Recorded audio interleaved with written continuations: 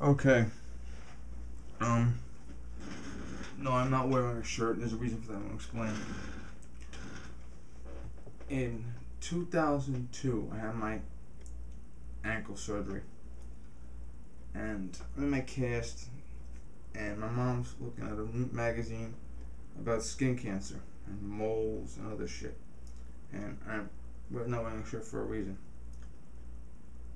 And my mom said, when that cast comes off, you're gonna go to my dermatologist, which was across the street from the hospital I was born at, like an office building where they have doctors' offices and physical therapy and shit like that, and even a bank. But anyway, you're gonna go across the street to the hospital from the born at, and you're gonna go to my dermatologist.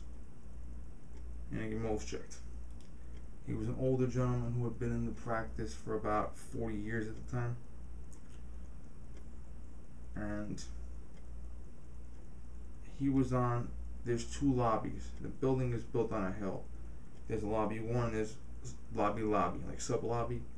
If you park your car in a certain area, you can just walk right into double lobby. First door was the physical therapy office. Down the hall was his office. And ironically, that's one of my physical therapy. And he had back problems, knee problems. And he said, as funny as it is, it was not the least bit uncommon for him to be in his office practicing dermatology, and then at the end of the day go down the hall for physical therapy for himself. But he was a very, very brilliant man, and he made me strip my underwear, and I had to check all around my body. And yes, he had to look at my ass. Okay, he peeked, look at my ass. Yes, I know. This is a very personal video, and he said, this is good, this is good, this is good, this is good, but this one here and this one here I don't like. I said, okay, I want to get them off. Okay, when do I get them off? I'm here today. Okay, lay on my back. He burnt them, took a hypo, put it in, cut them off, no pain. Sent him to the lab. I had to track down his secretary. A week later, call him, fuck, you're fine. Okay, cool. And I went to him for a routine checkup every year. He insisted that you go to your dermatologist as often as your regular doctor. But I got sidetracked, and for a couple of years I didn't go to him. Then came 2010, and I'm working on my bachelor's degree and I'm studying for finals. My parents decided to go over to my sister's house, and I'm studying for finals, so I stayed home. Now my sister, when she had first gotten married, her and my brother-in-law and her mother, who was disabled, lived in a condo, and my niece was born. Her mother-in-law said, why don't you move into my house? And the mother-in-law had bought the house with the father-in-law in 1964.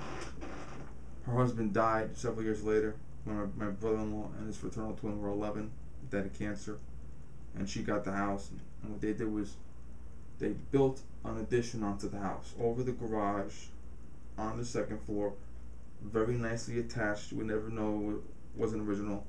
They built an apartment for her, and she lived in that section of the house, and my sister's family got the entire rest of the house. So my sister, my brother-in-law, my two nieces, my nephew would follow there. Okay, well, my sister's house is the mother-in-law's house, and my mom called me from my sister's place and says, Marion just left in an ambulance. Oh God, she'll be okay. Take her to the hospital. Loaded with cancer. Loaded. Okay. She was 86 at the time, and it just, there's no hope. So, and my brother-in-law was furious. My brother-in-law is a couple inches shorter than me, but he's big, okay? And he's not the type of guy you want to fuck with. In fact, a couple of times, me and him had a couple of arguments, and, you know, we really went at it a couple of times, me and my brother-in-law arguing, and he's fierce, okay? He can argue me down. No, he can't, but he can try. But, and my brother-in-law talks to her regular doctor who's in the hospital, and he's so angry, security almost takes him out of the building. I wasn't even happen, but what happened was we are almost certain that she knew she had cancer. And we're almost certain that she ordered the doctor to be silent. Now, in theory, most people have a next of kin, your spouse, your child, your parent, your sibling, and your next of kin will talk to the doctors in your place. However, if you are of 18 years old and you are sound mind and body, you can legally order your doctor to be silent.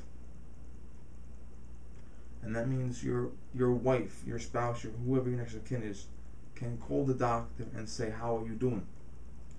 And the doctor has to lie. Because once the doctor knows you're terminally ill, he knows you're going to die. But because you have ordered him not to tell your family, he cannot. And even now, the doctor still can't tell the family. Okay, because if you order your doctor to be silent, your doctor cannot talk. That's the truth. So we believe that she knew she was dying. And we believe that she silenced the doctor. And that's why the doctor did not tell the family that she was dying. Ever. Even before she had the cancer, even now. Okay? That's what we believe. So, she's dying. My cousin was going to get married. And my sister had told my uncle that they would not be at the wedding because the mother-in-law was on her deathbed. But she ended up dying. Ironically, she died on her wedding anniversary. And the wedding was a few days later, my cousin's wedding. And they decided, let's go to the wedding. What are we going to do? Fucking sit around the house and look at the wall? Let's go to the wedding. And it was very emotional. The wedding was on the Hudson River, on the Jersey side. It was a hotel with a ballroom. The wedding stuff was outside. We had a bar outside. We were sitting at the bar having a couple of drinks, and my sister and brother-in-law up here. And my brother-in-law is a very big man. He hugs my father and starts crying like a fucking baby because his mom just passed away, and he's hugging me, and it's a very, very emotional day. We had the wedding outside, went upstairs into the main building for the reception, the cocktail hour, and the reception, all the bullshit. And the very next day, we had to come back to Jersey for the wake and the funeral. Now, in the Christian faith, I don't know how you guys do this, but in the Christian faith, we typically have, it used to be 3, before I was born, it was 3 days. Then it was 2, now it's normally 1. We have 1 day, and it's usually 2 p.m. to 4 p.m., and then 7 p.m. to 9 p.m., usually. Where you go to the funeral home, 99% of the time the casket is open, you can see the person in there. And people come into the funeral home, they'll see the casket, they'll pay their final respect, and there's a family member, like a very close family member, spouse, child, grandchild, parent, who will be sitting in the front row or standing next to the casket, and you will pay your respect. Okay? And then the next day, usually very early, about 10 a.m., you go back to the funeral home. Those that wish to, you don't have to, but those that wish to. You go back to the funeral home in the morning. The priest comes in. They say a few words.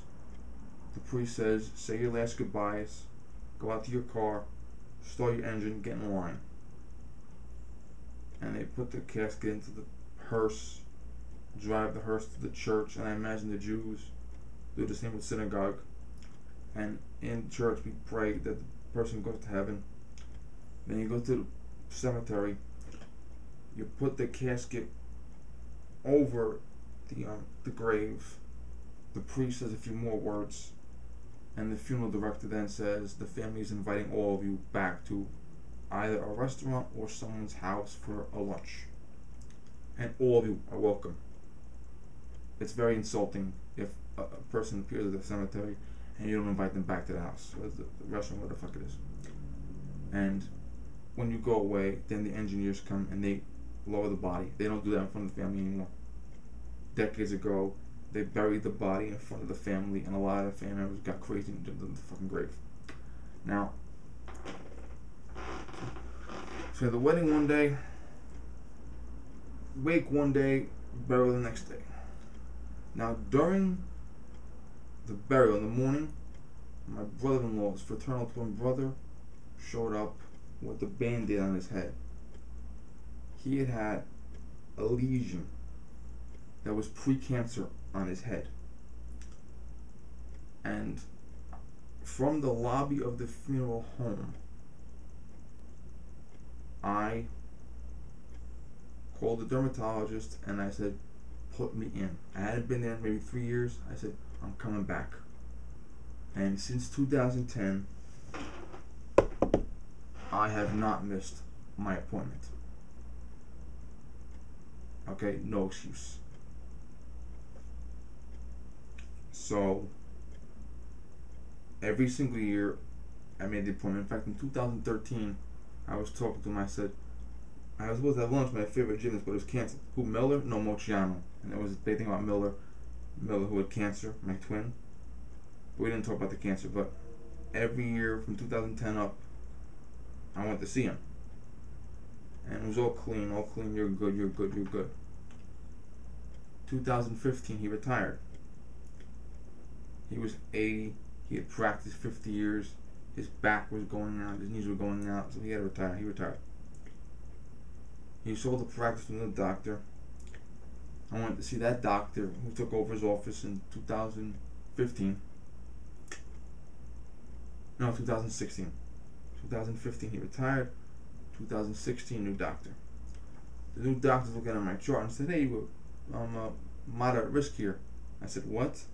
You had 2 lesions. Remember the lesions I removed in 2002? They were cut off. They said they're fine. But he said, your chart says these lesions are moderate risk. And I said, what the fuck you mean? And he explained to me. He said, 1 is benign. This is benign. All of this is benign. 1. 2 is mild risk. 3 is moderate risk. Then severe risk, pre-cancer, cancer. I was halfway to cancer. These 2 were halfway to cancer. Skin cancer. On my chest, they would have had to cut layer after layer out of my skin to get to the cancer if it had grown that far. No shit. Okay? Check me out. Check me out. You gotta take the underwear. It gets embarrassing, guys. It does. And I told the doctor, I said, once it goes from 1 to 2, I want it off my body. I don't give a fuck. Get it off. He wanted to cut this off, but this is benign. He wanted to cut this off, but this is benign. I said, if it's benign, leave it alone. But once it goes from benign, 1, to mild risk, 2, I want it off. Period. The next year, he moved upstairs to the 5th floor. He gets a bigger office, and he hired some physician assistants. So he's not always in the office. In fact, I haven't seen him since 2016. Now, a physician's assistant is kind of like a nurse / it's like a sub doctor. They're like 1 step below a doctor. They're very smart. And he asks his physician assistants to come in on days when he can't come in. So he'll be out of the office, they'll be in the office, and they take over, and they can do everything he can. So you'll be meeting with 2017. I had to meet with Jesse, a man, Jesse, the physician assistant. And I go there in 2017, and there's a girl. She's a tall, skinny girl. She's probably younger than me. She could take me into the room. She's looking at a hospital nightgown. I said, okay, you want to put that nightgown on? I said, why? You're going to examine my body anyway. Okay. So I put the nightgown down, away, stripped my underwear, and Jesse comes in, and he has one of those $1,000 microscope things, and he's putting all my body, my arm, my leg, and so the guy checked back here, and he picks my ass. Now, there was something on my nutsack, and I said to him in front of this woman, you gotta check the other end too. And I said, how do we do this? We get her out of here? She said, okay, so she does this. And she's laughing, her ass like hysterical, doing this. And I had to open my pants and let this man look at my dick and my balls. Was that embarrassing? Yes, it was. Would it have been more embarrassing if I had a man cutting where my dick and balls out to get cancer off me? Yeah. So I bit my pride, and he looked, and look at this fucking microscope in there, and I'm like, oh Christ. But you gotta do it. Okay, we're clean. And then I told the new doctor last year, once it goes from benign to mild, I want it off. So now this year comes by. And this year on June 26th, I went into the office, and I went in, different girl this time, but Jesse the man is still there. And the girl says, okay, Jesse be in a minute, and I strip down. Now, my boxer shorts have a fly, like a button fly, and the button fly is open because it's the boxer shorts. And I said, let me button this because when Jesse comes in, I want him to see my, okay. So I'm trying to button my boxer shorts, and this fucking woman walks back into the room without knocking, and she literally sees me standing there buttoning my, oh Christ. And I'm like, now normally I'm a guy, okay, I wouldn't give a shit, but I'm in a professional office with people I just met a minute ago, and I'm like, holy Christ, I'm gonna be caught up in a fucking hashtag Me Too moment over here. So she leaves, apologizes, and leaves. Jesse comes in. I said, good news, you don't gotta look at my balls this year. Okay, good. Look over this, look over that. 2 seconds. Uh-oh. Can you see it? It's up here. It's off the body. See, this one here is off the body. This one here is against the body. Okay, this is raised up over here. That's not kosher. Off. I want it off. Get off. Off. Get off. And what I said last year. Off. He said, did I say that or you said that? No, I said it. Get off. Okay. Finish the exam. Okay, put your clothes back on from your waist up to your waist. Lean back in the chair. He has to get instruments out. Goes out of the room. Gets the hypo. Gets the, the freaking swab. He injects me. The girl swabs me down. Takes a scraper, scrapes it right off. Gotta go to the lab now. So, okay. Now, I already paid $100. He said, you gotta pay $50 more, plus you got a lab fee. Alright. So I go outside and tell the girl's like, 30? No, 50. I'm not gonna upset karma. I owe you 50. I'm not gonna inject myself. 50. So I get another 50 on top of the 100 I already gave her. That's $150. And I got a call back the next Thursday. It's like, so that Sunday, here's a funny part. That Sunday, I'm sitting down chewing, and I feel pain in my mouth. I had broken a tooth up here. The tooth had shattered in half, and I was chewing the food, and the tooth was in the food. I spit the food out, washed the hand. There's the fucking tooth. Sunday afternoon. Call the dentist, leave a message. Hi, I'm out of town all week. I'll be, fuck. So 8 days. So the next week, which is Monday the 9th. Okay, well Sunday the 8th, I'm getting ready to go back to the dentist because they have, if you break your tooth, the dentist will give you will slip you in. It happened before, because it happened 6 years ago. Okay, so okay. Now my mother told me, if I'm going to the dentist to be cleaned, fine. But if I have to get shot with Novocaine, I want to be driven home because I get fucked up with that shit they give you. So my mother says your uncle has an endoscope and a proctology exam tomorrow. They're going camera down the throat, camera up the ass in the hospital where I was born at. And okay, go with me tomorrow morning to the hospital with your uncle, and in case the dentist wants you right away, we can go right there directly from the hospital.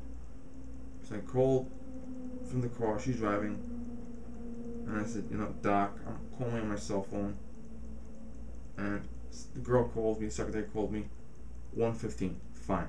We go to the hospital, my uncle goes in, they have to put you to sleep, put the fucking thing in your throat, up your ass, all that bullshit for him. Okay, he gets checked out. He has things in his throat. Doctor had to take them out and send him out to the biopsy. We take him home. I go right to the dentist. Now, when you break a tooth, they give you what they call a crown, which means they take the drill and they drill the tooth down to a fucking nub, and I can't tell you how much pain that is. Oh God! And then they put a mold in your mouth, and they make a fake tooth. They give you it's a fake tooth I got in there now, and they make you a fake tooth, temporary. And then 3 weeks later, you go back and they put a permanent one on. But going back for the permanent one is no big deal. Just put it on. So I got my fake tooth put in, and I go home, and I'm shaving in the bathroom. My mother's like, my uncle lives in another apartment over there. My mother says, I'm gonna take you and go to the pharmacy. We're gonna get some medicine from prescription filled. I get the call as I'm shaving. We're in the elevator. Your uncle puked blood and fainted. The ambulance is coming. I put on a pair of gym shorts. You might have seen him hanging in other episodes. I put on shoes and I ran downstairs with no shirt on. Now, when you call an ambulance, the ambulance are not flawless. They can pass you by. So if possible, have someone stand out front and wait for the ambulance. And they're in the elevator, in the lobby. He's got fucking blood all over the elevator floor. He's passing out. Oh Christ, it was a bad reaction to his treatment. Fuck. He wants to get up and walk outside to the stoop. I tell him to stay. He doesn't fucking listen. He gets up, walks out to the stoop, sits down. I follow him outside. Ambulance comes. My train kicked in like that. Even though I'm off duty, even though I'm wearing shorts, no shirt, like a fucking hobo, I'm a real fucking guinea out there. I go in the middle of the road, stop the traffic, no stop sign, no vest, just myself. Flag the ambulance, tell where I want to park, tell the driver it's okay for you to go, it's okay for me to go. Now, when you talk to 911, the dispatcher is supposed to tell the paramedic what the problem is. But every once in a while it doesn't translate. So you always make sure you brief the paramedic. Paramedic gets out of the ambulance, I'm standing right there with him. I say, him over there, he had an endoscope this morning, he puked blood in the elevator and passed out. Him over there, go get him. And I stay behind to watch the ambulance to make sure the car can go around easily. It's a very, very simple task. It's only 2 lanes. The traffic right above me, so it's fucking easy as shit. All I gotta do is stand by the ambulance, peek out and go, you're fine, go. That's all. But my instinct ticked and my train kicked in. They put me in the ambulance. I walk out on the road because I think the ambulance is gonna take off. I say, you going? Yeah, I'm going. Walk out the road, stop all traffic. I'm green light. Ambulance said I'm not ready yet. Fuck. Go back in, let traffic go, come into the ambulance, takes off, takes my uncle to the hospital. He's in the hospital till that Friday. Remember the things in his throat they took out, the biopsy? And when my dermatologist said, 1, 2, 3, 4. Okay, my uncle is pre-cancer. He gets to have things in here zapped because they're going to become cancerous very soon. Okay, so he has to get a doctor with his insurance, make an appointment. He still hasn't done it. He's gonna do it. He's got the appointment set up. We're good with him. And then today's Wednesday morning, very early. It's like 1:30 in the morning Wednesday. I had called my dermatologist several times for my biopsy results. I called yesterday afternoon. I was on hold for 15 minutes listening to elevator music. Biopsy is clean. I'm good. Now, we're going to backtrack a little bit. The first time I met the new dermatologist, he was telling me that a patient of his was on the beach and a guy walked up to him and said to him, I'm a doctor. That then when you're back, get it checked out. That person came on vacation, went to my dermatologist. Dermatologist said pre-cancer, got off it, saved his life. Okay?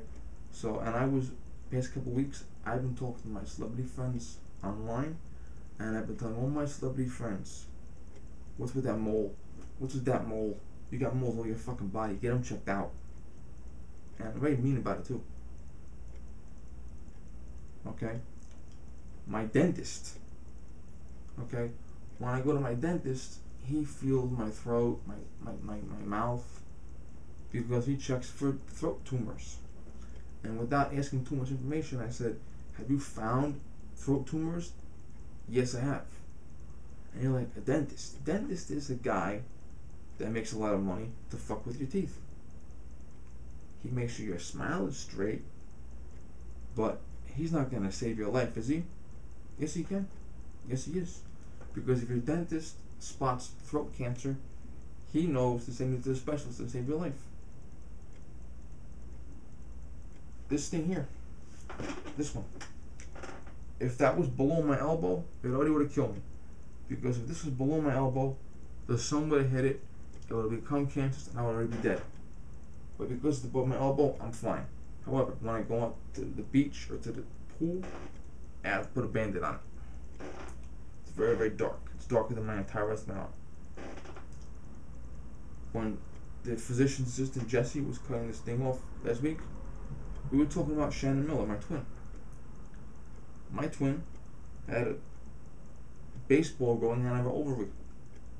2 gynecologists said, let's wait 6 weeks. 1 gynecologist said, let's cut it off. I did a whole 44-minute video on her book. Okay? Don't wait. If you have a condition, get it checked. Okay? My mother has a slight blockage in one of her valves. Slight blockage. She takes medication, and she's the cardiologist every year for that. My mother is a woman. Mammogram, pap smear. Every year. The doctor that does it is her gynecologist who saved my life. Okay? You may have a heart condition in the family. I'll give you an example. Very prominent family here on YouTube. 13-year-old son dropped dead of a heart attack. 2 sisters have to go to the cardiologist every single year to make sure they don't have that defect. Okay? You might have a heart condition. You might have a lung condition. You might have a kidney condition. You might have asthma. The thing is, you need to get it checked out. Now, the first time I went to take my safety class at the range here in 2007, the first time I met the range master, he had a bandage on his head. A couple years later, I said, hey, man, what was with that bandage you had back in the day? Oh, I had skin cancer. They had to cut it out of me. And he's got moles all on his fucking chest. Not his chest, and his neck. Moles can become cancerous. And if I were to strip naked for you, you would see them all over my body. And the reason why I'm sitting here with no shirt on is so that I can point out to you the moles. And I'm not ashamed of it at all.